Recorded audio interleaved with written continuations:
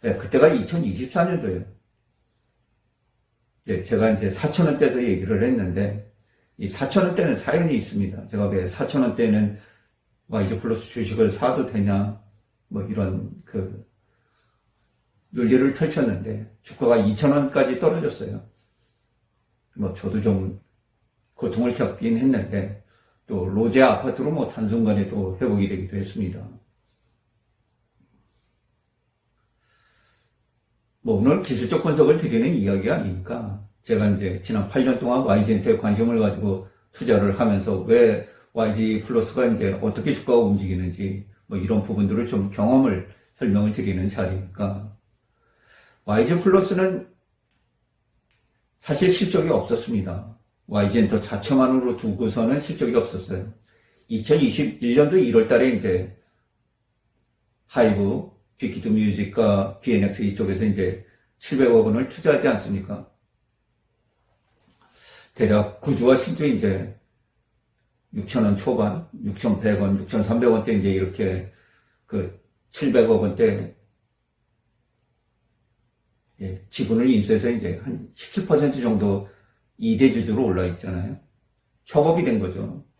YG 플러스는 이제 YG엔터가 37%, 33%의 지분, 그래서 둘이 합해서 이제 50% 지분 정도를 가지고 있는 거예요. 1대 2대 주주로 이제 그렇게 구성이 되어 있는데, 좀 달라진 부분이 있어요. 하이브하고 이제 협업이 된 이후로.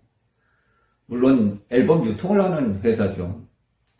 뭐, 아티스트들의 이제 굿즈 이런 것도 만들어내고 캐릭터도 만들어내고 뭐 음원도 유통을 하고 네이버 바이브도 이제 위탁 운영을 하고 또 프레스도 팩토리를 통해서 앨범 제작도 하고 YG 인베스트먼트를 통해서 금융 투자도 하고 이제 이런 종합적인 기업이에요.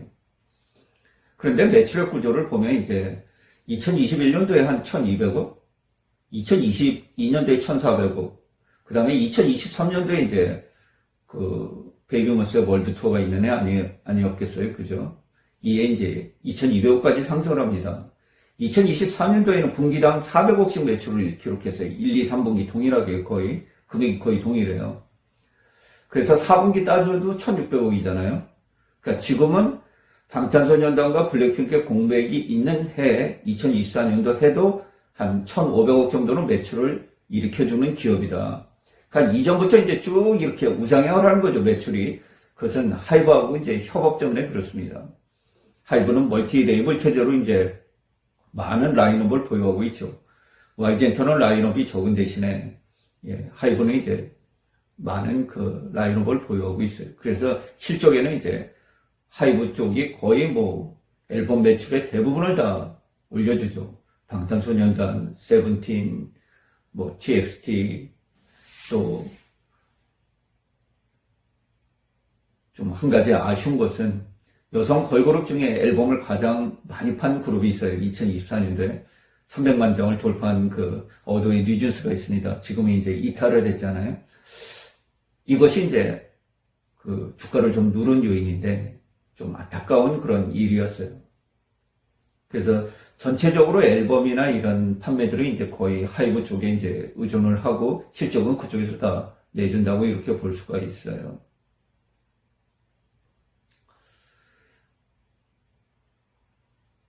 그러면 이제 왜 2025년도에 어떤 모멘텀이 있을까? 주가는 이제 모멘텀이 있어야 움직이는 거 아니겠어요? 그렇죠? 모멘텀이 있어야 이 수급이 따라 붙을 테니까요.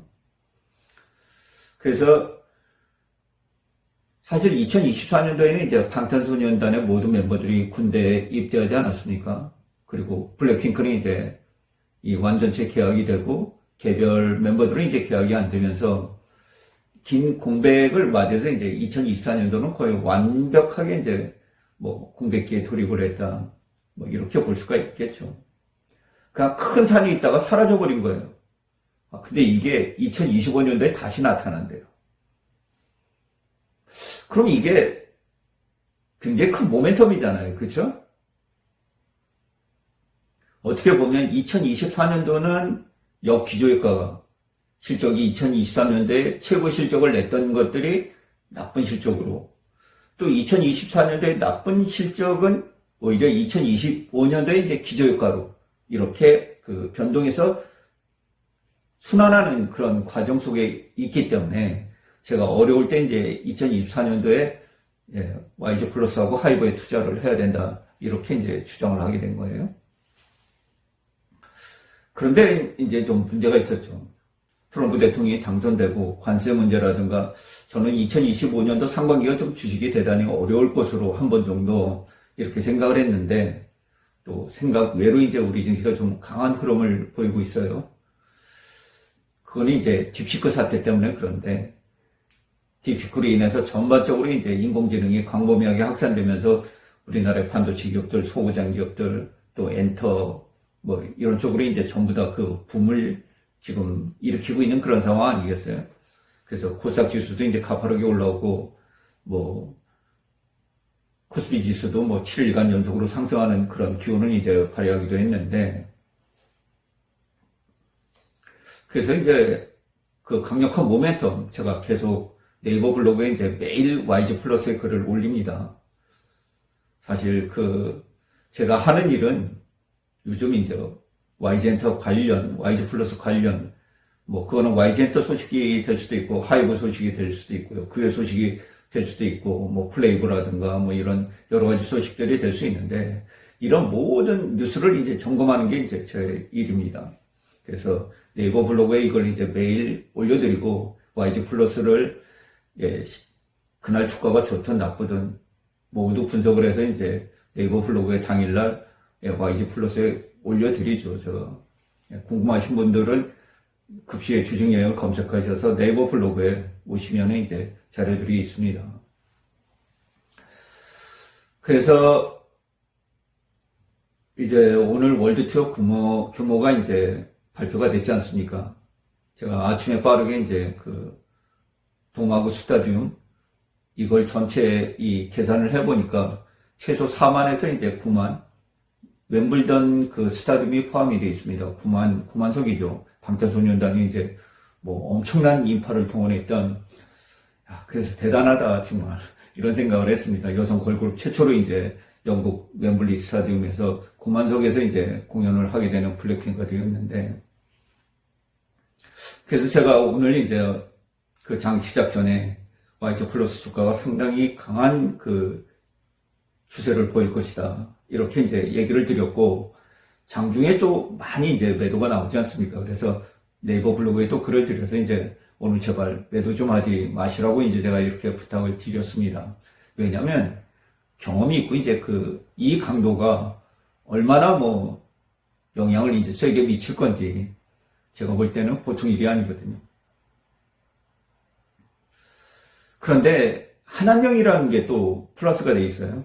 그래서 저는 한한령에 대해서는 굉장히 냉정한 입장입니다. 이것이 왜 그러냐면 한한령이라는 그 자체는 우리가 중국을 좀 기본적으로 이해를 하시는 게 좋습니다.